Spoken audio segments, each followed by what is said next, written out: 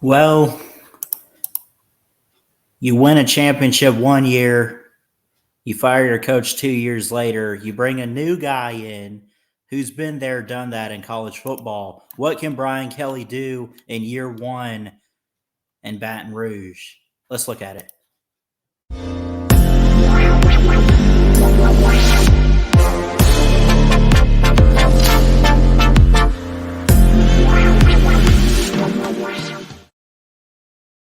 What's going on, everybody? Christian Ballard here, Ballard Sports Media, coming at you with my LSU preview video. I made it a couple weeks ago, and I don't know what happened. It wouldn't save, so here I am redoing it. But running through the SEC at least to start out. With the team previews, y'all voted on Twitter, said we were going to do it by conference. I have done 10 SEC teams so far. I'm going to get back to doing a couple of these, maybe put a couple out within the next week. And then I think based on the polling, we'll move over to the Big Ten. But again, starting with the SEC, and again, the LSU Tigers. Okay. A few years removed from a national title, right? Obviously. So here's the thing. You win a title, then Coach O has a downfall. No big deal. But then he has, I don't know if I want to say an even worse year, but I mean, it was not looking good. Recruiting was down. But it was time for him to go. So what do? You go back and look. They hired Brian Kelly back on November 30th, 2021. Let's look real quick at what they did the last couple years. I'm going to try to make this one quick too, just kind of run through it. They open up at UCLA 38-27, and they take a loss. McNeese State, I don't even know where that is. But thank goodness, I guess, that they beat a team like that. Central Michigan, you play a close game in Starkville, you're going to go there. Teams, I mean, those LSU, Mississippi State, Auburn, teams like that are always going to play it close and one-possession games. But you go and you get the win. Not bad. You lose at Auburn or lose at home to Auburn on October 2nd. Okay. You lose at Kentucky. Look, I'm just going to say it like this. At least you beat Florida, though. That's a rivalry. You beat them by one touchdown, 7 points, 49-42. At Ole Miss, you lost that game. Ole Miss was a pretty good team this past year, obviously, with Lane Kiffin and Matt Corral and everybody they had, Snoop Connor, Jerry and Ely. We'll look at Ole Miss a little later. You get a bye week. It's good timing. You got an interesting stretch here with Alabama, Arkansas, ULM, Texas A&M. You kind of split those 2-2. You beat A&M. I think that was definitely your best win of the season. I'll give you credit for going to Tuscaloosa and competing and keeping it a 6-point game with Alabama, though. I will say that, but it's our house, Coach O. There's no way around that. Kansas State, you lose the bowl game 42-20. Overall, not a good year. 6-7. At least they made a bowl game, but again, losing it. So what happens? You fire Coach O. Then you hire Brian Kelly in November. But you're gonna let Coach O finish out the season, coach the bowl game. Okay. So there's that. Overall, and again, they went 6-7. Believe it or not, they have to do better than that. I think they're recruiting very well so far with Brian Kelly. First off, and again, the TikTok thing, I like Brian Kelly. I don't really hate him. I think it's funny. But I also think it's kind of stupid. I mean, Dan Mullen 2.0, people are saying, because he's kind of doing some clownish stuff. I could agree to that. I could agree. let's go ahead and dive in. Like I said, I want to make this quick. 2022, and I want to hear from you guys in the comments what you think about their schedule. LSU fans, I want to hear from you guys in the comments. What should we expect this year? I think it's a pretty favorable in some ways. You get this National L Club spring game, April 23rd. Okay. But then I'm excited for this opener too, by the way. This is going to be huge. Florida State, Southern Jags, Mississippi State. Then you play New Mexico, at Auburn, Tennessee, at Florida, Ole Miss, Alabama, and at Arkansas. And then UAB and at A&M. Honestly, believe it or not, I think LSU, who is recruiting actually pretty good so far, they got the 8th overall player in Harold Perkins, a 5-star linebacker. Let me pull up the recruiting real quick and have y'all take a look at this before we get too far ahead of ourselves with the schedule. Let's see what they're doing so far here. Harold Perkins, a 5-star out of Cypress, Texas. Will Campbell, in-state recruit out of Monroe, 4-star. Walker Howard, a 4-star quarterback. Maybe some competition in there. Quincy Wiggins, Emory Jones, 4-star interior lineman, and so on and so forth here. They did bring in Jaden Daniels. This was last week. That's interesting. I did like Jaden Daniels at Arizona State. I think his build, he's 6'3", 180. He could use a little bit of weight on him, a little bit more muscle, but he's very mobile, a good pocket quarterback. I think he could do pretty good. He's being a transfer guy. He's probably going to go in there and probably win the starting job. You bring in Colby Fields from South Carolina, a linebacker who's a 3-star.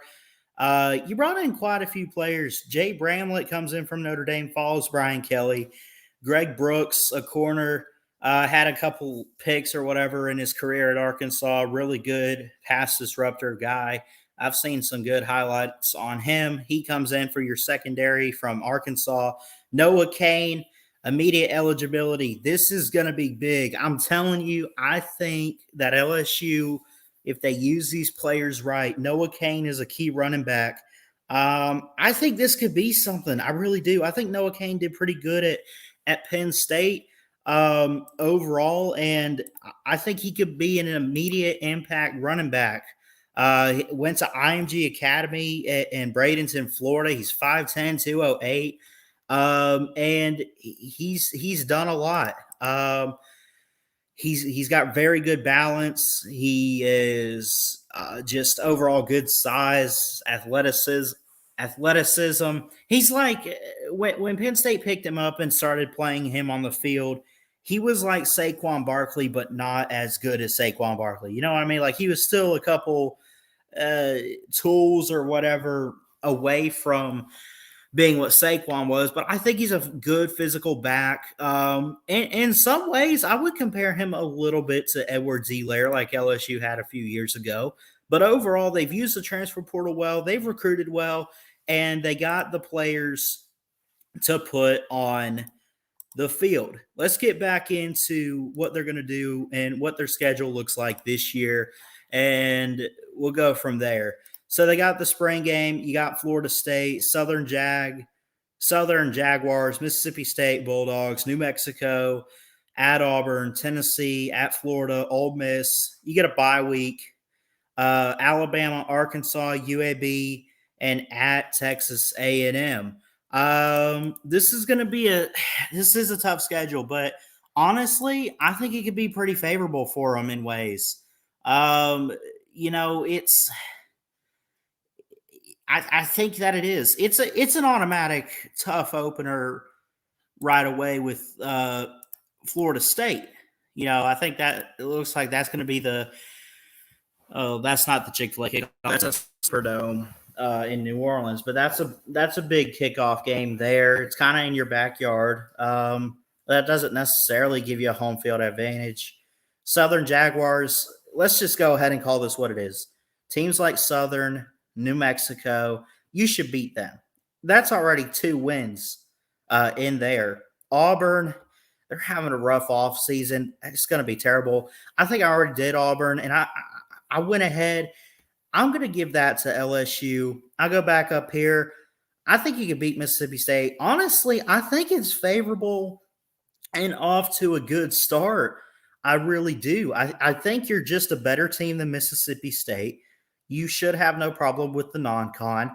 I think that Florida State could be going in some good directions with Mike Norvell, but I don't think that it's quite there to where they're beating SEC teams like this. Any trap games? Florida State could be a trap game. Auburn could be a trap game. They could possibly pull some upsets on this one. They could upset A&M. They could upset Alabama because it's a rivalry game. I doubt it. I mean, they played us close last year at Bryant-Denny. UAB, I wish UAB would win that game. I wish so bad, but that's not going to happen. Overall, here's what I got for you. Like I said, I want to make this one short and to the point. Florida is still trying to figure some things out with Billy Napier. Tennessee is, are they still a really bad program historically? Yes. But I think Josh Heupel did good in his first year. I just think you're better than them. If that's at Neyland, maybe I call an upset Tennessee over LSU, but I don't know. I'll give you this. I just go ahead and say they went 6-7 with a bowl loss last year. I think it's a lot of improvement, but I think part of it is, number one, the use of the transfer portal and then the recruiting. But overall, I think especially with the non-conference games, honestly, I could see them going a 9-3. I know it's crazy. Maybe you're sitting there saying, now hold on, they got a first-year head coach. Brian Kelly did pretty good at Notre Dame. I mean, he did, and he was good at his previous job at Grand Valley and Central Michigan even. Overall, I mean, and again, he went 92-39 at Notre Dame. He's overall as a head coach 263, 96 and 2. But again, I think he could get a 9-win season. It's not quite 10 wins, but that's enough to get you somewhere. You can get back to like a Peach Bowl or something. Get a destination like that. Auburn's in the top, and use some of this to your advantage, LSU. Let me put it to you this way. If Auburn's not having the drama with Harsin and the players and everything, if they're not having all that, maybe that's a little different. I really don't see Auburn doing too much now. Use that to your advantage. There's a win. Mississippi State, I'd take that to Mississippi State if that's in Starkville, but I give you your home games here against teams like that. Ole Miss, that'll be competitive. I don't know what to expect. That's possibly a loss. I say this, that this is at max 9-3. Somewhere between maybe 7-5 and 9-3. UAB, you should be. At Arkansas, it could be a loss. But again, like I said, overall, I'm going to give you Alabama at A&M, and I guess the third loss, I think, at Arkansas. Like, really, I think they could run this. I really think they could run this table really well here. They take the bye week. They take a loss to Alabama. This second half, this last month of November is where you kind of mess yourself up a bit. And maybe I'm crazy. Maybe I'm wrong. They could. LSU's so unpredictable right now. I can't figure this out. I'm here giving my thoughts on this, of course. But again, I got 9-3 for you.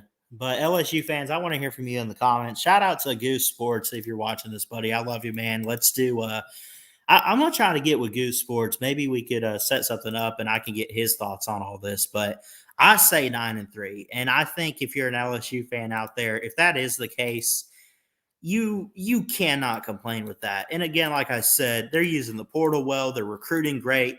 Uh, they're going to have the talent. They're going to have the talent to go out there, compete, and win some big time football games. But again, we will see. But that's going to do it here. I love you guys. Thanks so much for watching. If you enjoyed it, please hit that thumbs up, like, comment, and subscribe right here to Ballard Sports Media for more sports content. Comment your predictions on LSU down below too. I got them 9-3 this year. Maybe I'm overlooking some of these opponents for them. I don't know, but honestly, overall, I think it should be pretty favorable outside of those 3 games that I mentioned. I just think, especially with teams like Florida State, it's one of those where it could go either way, but I just think that they have recruited better. I think that they just have better talent, just better programs. And normally, 9 times out of 10, you want to take the better program, even if you think both are going to have some pretty rough years. But again, I got 9-3 for LSU, and that'll do it on the Bayou for Brian Kelly's first year. But again, maybe I'm crazy, and if they do a whole lot worse than that, I don't know. Someone make a bet with me because I don't know. But I what do you want me to say? I mean, it's not. I mean, some of these teams are really going to struggle this year. I mean, the SEC is probably going to struggle this year, honestly, in some ways, but we'll see. I'm going to get out of here. I love you guys. Jesus loves you. Please like, comment, and subscribe right here to Ballard Sports Media for more sports content. And until next time, folks, Ballard Sports Media, check it out. Love y'all. God bless. Roll Tide.